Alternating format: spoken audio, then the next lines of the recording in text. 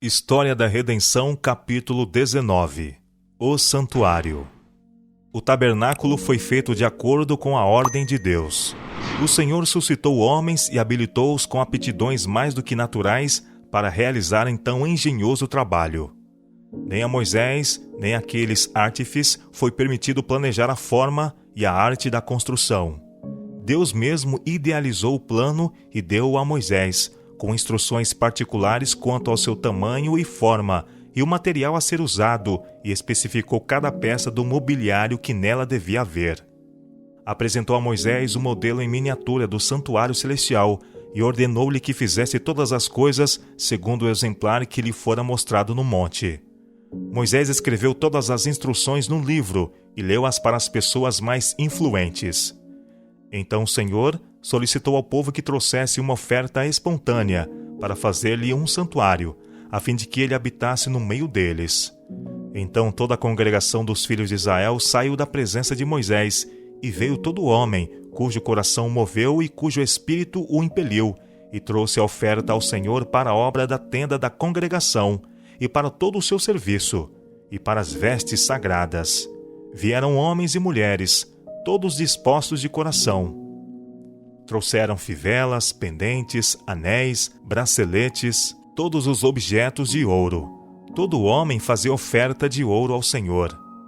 Foram necessários grandes e dispendiosos preparativos. Caro e precioso material devia ser coletado. Mas o Senhor aceitou somente ofertas voluntárias. Devoção ao trabalho de Deus e sacrifício de coração foram os primeiros requisitos ao preparar-se um lugar para Deus. Enquanto a edificação do santuário estava caminhando e o povo trazia suas ofertas a Moisés e ele as apresentava aos trabalhadores da construção, todos os sábios que trabalhavam na obra examinaram as ofertas e concluíram que o povo tinha trazido o suficiente e até mais do que podia ser usado. Moisés proclamou através do acampamento: "Nenhum homem nem mulher faça mais obra alguma para a oferta do santuário." Assim o povo foi proibido de trazer mais. Registrado para gerações futuras. As repetidas murmurações dos israelitas e as visitações da ira de Deus por causa de suas transgressões são registradas na história sagrada para benefício do povo de Deus que posteriormente vivesse sobre a terra, e especialmente para servir de advertência aos que vivessem próximo ao tempo do fim. Também seus atos de devoção, sua energia e liberalidade em trazer ofertas voluntárias a Moisés são registradas para benefício do povo de Deus. Seu exemplo em preparar jubilosamente o material para o tabernáculo é um exemplo para todos os que verdadeiramente amam o culto a Deus. Aqueles que estimam a bênção da sagrada presença de Deus, ao prepararem um edifício em que ele possa encontrar-se com eles, devem manifestar maior interesse e zelo na obra sagrada, na mesma proporção em que consideram as bênçãos celestiais superiores ao seu conforto terreno. Devem compreender que estão preparando uma casa para Deus.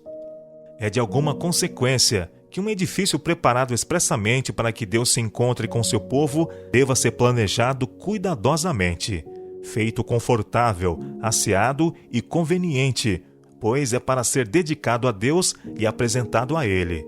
E ele deve ser convidado a habitar nessa casa e torná-la sagrada por sua santa presença. Deve-se dar suficiente voluntariamente ao Senhor para que liberalmente se conclua o trabalho, e então os artífices possam dizer: "Não tragam mais ofertas." De acordo com o modelo. Depois que a construção do tabernáculo foi completada, Moisés examinou todo o trabalho e o comparou com o modelo e com as instruções recebidas de Deus, e viu que cada parte estava de acordo com o modelo, e ele abençoou o povo. Deus deu o modelo da arca a Moisés e instruções especiais de como devia ser feita. A arca foi feita para conter as tábuas de pedra nas quais Deus gravara com seu próprio dedo os 10 mandamentos. Ela era de forma igual à de um cofre, e estava coberta e marchetada de ouro puro. Era ornamentada com coroas de ouro na parte superior. A cobertura dessa caixa sagrada era o propiciatório, feita de ouro maciço. De cada lado do propiciatório estava fixado um querubim de ouro puro e sólido. Suas faces estavam voltadas uma na direção da outra e olhavam reverentemente para baixo na direção do propiciatório, o que representava todos os anjos celestiais olhando com interesse e reverência para a lei de Deus depositada na arca do santuário celestial. Estes querubins tinham asas. Uma asa de cada anjo estendia-se para o alto, enquanto a outra asa de cada anjo cobria seu corpo. A arca do santuário terrestre era o modelo da verdadeira arca no céu. Lá, ao lado da arca celestial, permanecem anjos vivos, um em cada extremidade, e cada um deles com uma asa estendida para o alto. Cobre o propiciatório, enquanto a outra asa se dobra sobre o corpo, em sinal de reverência e humildade. Foi requerido de Moisés que colocasse as tábuas de pedra na arca terrestre. Foram chamadas tábuas do testemunho, e a arca foi chamada a Arca do Testemunho, porque continha o testemunho de Deus nos 10 mandamentos. 2 compartimentos. O tabernáculo era composto de 2 compartimentos, separados por uma cortina ou véu. Todo o mobiliário do tabernáculo era feito de ouro maciço ou recoberto de ouro. As cortinas do tabernáculo tinham variedades de cores, em belíssimo arranjo, e nestas cortinas foram trabalhados, com fio de ouro e prata, querubins que deviam representar a hóstia angélica que se acha relacionada com o trabalho do santuário celestial e que são anjos ministradores aos santos na terra. Além do segundo véu, estava colocada a arca do testemunho, e uma cortina bela e rica estendia-se diante da arca sagrada. Esta cortina não alcançava o topo da construção. A glória de Deus, que estava sobre o propiciatório, podia ser vista de ambos os compartimentos, mas em menor grau do primeiro compartimento. Diretamente defronte à arca, porém separado por uma cortina, estava o altar de ouro de incenso. O fogo sobre este altar fora aceso pelo próprio Senhor, e este era conservado religiosamente, alimentado com santo incenso, o qual enchia o santuário com uma nuvem fragrante, dia e noite. Esta fragrância se estendia por quilômetros ao redor do tabernáculo. Quando o sacerdote oferecia o incenso diante do Senhor, olhava para o propiciatório. Muito embora não pudesse vê-lo, sabia que ele estava ali, e enquanto o incenso subia qual nuvem, a glória do Senhor descia sobre o propiciatório e enchia o Santíssimo, e era visível no lugar santo, e frequentemente enchia ambos os compartimentos de modo que o sacerdote era incapaz de oficiar e obrigado a permanecer à porta do tabernáculo.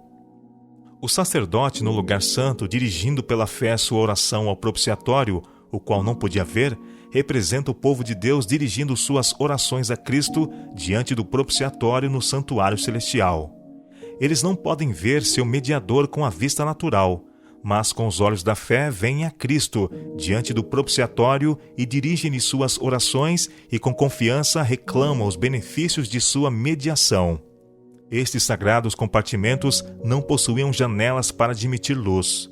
O castiçal era feito de puríssimo ouro e era conservado ardendo noite e dia, e proporcionava luz a ambos os compartimentos. A luz das lâmpadas do castiçal refletia sobre as tábuas chapeadas de ouro dos lados do edifício, sobre os sagrados móveis e sobre as cortinas de belas cores com querubins trabalhados com fios de ouro e prata. E a cena era gloriosa e indescritível. Nenhuma linguagem pode descrever a beleza e a graça e a santa glória que estes compartimentos apresentavam.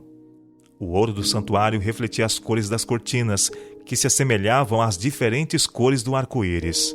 Somente uma vez por ano podia o sumo sacerdote entrar no lugar santíssimo, depois de muito cuidadoso e solene preparo. Nenhuma vista mortal, que não a do sumo sacerdote, podia olhar a sagrada grandeza deste compartimento, porque era o lugar especial de habitação da visível glória de Deus. O sumo sacerdote sempre entrava tremente, enquanto o povo aguardava seu retorno com solene silêncio. Seus ferventes desejos eram para Deus, em busca de sua bênção. Diante do propiciatório, Deus se comunicava com o sumo sacerdote. Se ele permanecia tempo incomum no Santíssimo, o povo ficava muitas vezes terrificado, temendo que por causa de seus pecados, ou algum pecado do sacerdote, a glória do Senhor o tivesse fulminado. mas quando o sonido das campainhas de suas vestes era ouvido, ficavam grandemente aliviados. Ele então saía e abençoava o povo. Depois que o trabalho do tabernáculo se concluiu, então a nuvem cobriu a tenda da congregação, e a glória do Senhor encheu o tabernáculo. Moisés não podia entrar na tenda da congregação, porque a nuvem permanecia sobre ela, e a glória do Senhor enchia o tabernáculo. Pois de dia a nuvem do Senhor repousava sobre o tabernáculo, e de noite havia fogo nele, à vista de toda a casa de Israel em todas as suas jornadas. O tabernáculo fora construído de modo a poder ser desmontado e levado com eles em todas as suas jornadas. A nuvem guia. O Senhor dirigiu os israelitas em todas as suas viagens através do deserto. Quando era para o bem do povo e a glória de Deus, que amarrassem suas tendas num certo lugar e ali habitassem, Deus lhe indicava a sua vontade pela coluna de nuvem, repousando diretamente sobre o tabernáculo. E aí permanecia, até que Deus quisesse que jornadeassem outra vez. Então a nuvem de glória se erguia sobre o tabernáculo, e eles jornadeavam novamente. Em todas as suas jornadas, eles observavam perfeita ordem. Cada tribo levava um estandarte, com o sinal da casa de seu pai nele, e cada tribo era ordenada a acampar junto a seu próprio estandarte. Quando viajavam, as diferentes tribos marchavam em ordem, cada tribo sob seu próprio estandarte. Quando descansavam de suas jornadas, o tabernáculo era erigido, e então as diferentes tribos armavam suas tendas em ordem, precisamente na posição que Deus ordenara, ao redor do tabernáculo, a certa distância dele. Quando o povo jornadeava, a arca do concerto era levada diante deles. A nuvem do Senhor pairava sobre eles de dia, quando partiam do arraial. Partindo a arca, Moisés dizia: Levanta-te, ó Senhor, e dissipados sejam os teus inimigos, e fujam diante de ti os que te odeiam. E quando pousava, dizia: Volta, ó Senhor, para os milhares de Israel.